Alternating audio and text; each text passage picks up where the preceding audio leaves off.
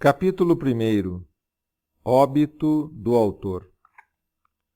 Algum tempo hesitei se devia abrir estas memórias pelo princípio ou pelo fim, isto é, se poria em primeiro lugar o meu nascimento ou a minha morte. Suposto o uso vulgar seja começar pelo nascimento, duas considerações me levaram a adotar diferente método. A primeira é que eu não sou propriamente um autor defunto, mas um defunto autor, para quem a campa foi outro berço.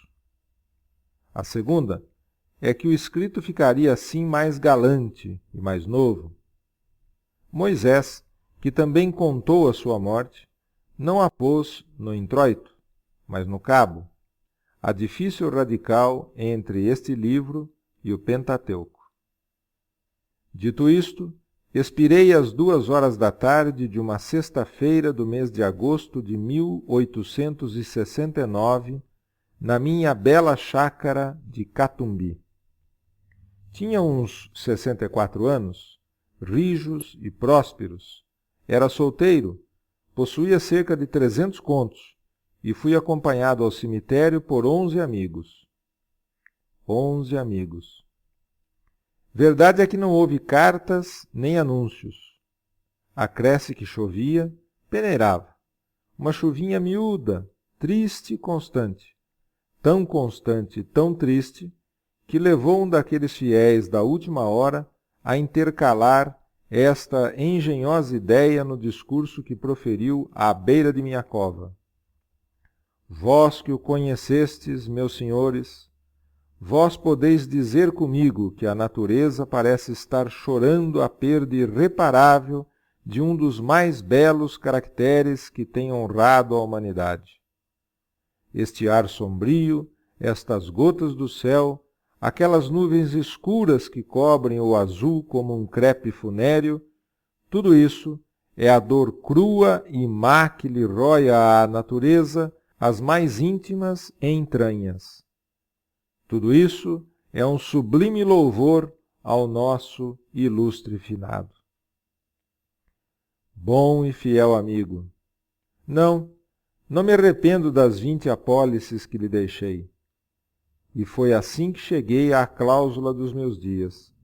Foi assim que me encaminhei para o Undiscovered Country de Hamlet, sem as ânsias nem as dúvidas do moço príncipe, mas pausado e trôpego, como quem se retira tarde do espetáculo.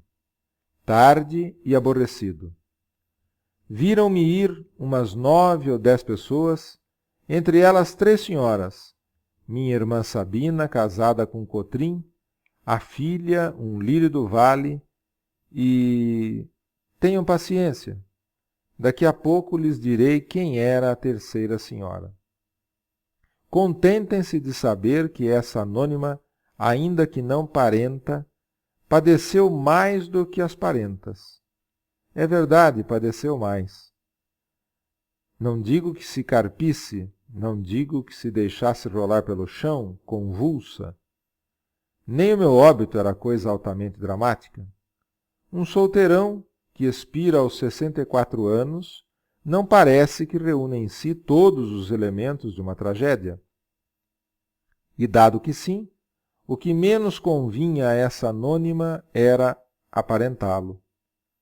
De pé, à cabeceira da cama, com os olhos estúpidos, a boca entreaberta, a triste senhora mal podia crer na minha extinção. Morto, morto, dizia consigo. E a imaginação dela, como as cegonhas que um ilustre viajante viu desferirem o voo desde o Iliço às ribas africanas, sem embargo das ruínas e dos tempos, a imaginação dessa senhora também voou sobre os destroços presentes até as ribas de uma África juvenil. Deixá-la ir. Lá iremos mais tarde. Lá iremos quando eu me restituir aos primeiros anos.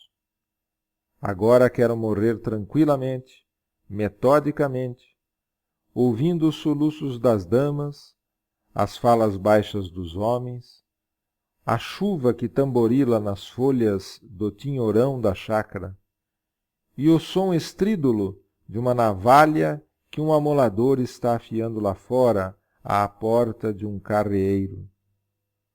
Juro-lhes que essa orquestra da morte foi muito menos triste do que poderia parecer. De certo ponto em diante chegou a ser deliciosa. A vida estrebuchava-me no peito, com os ímpetos de vaga marinha. Esvaiava-se-me a consciência. Eu descia à imobilidade física e moral, e o corpo fazia-se-me planta, e pedra, e lodo, e coisa nenhuma.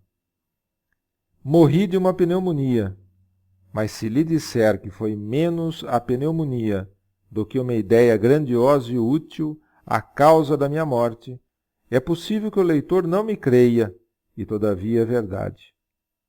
Vou expor-lhe sumariamente o caso. Julgue-o por si mesmo.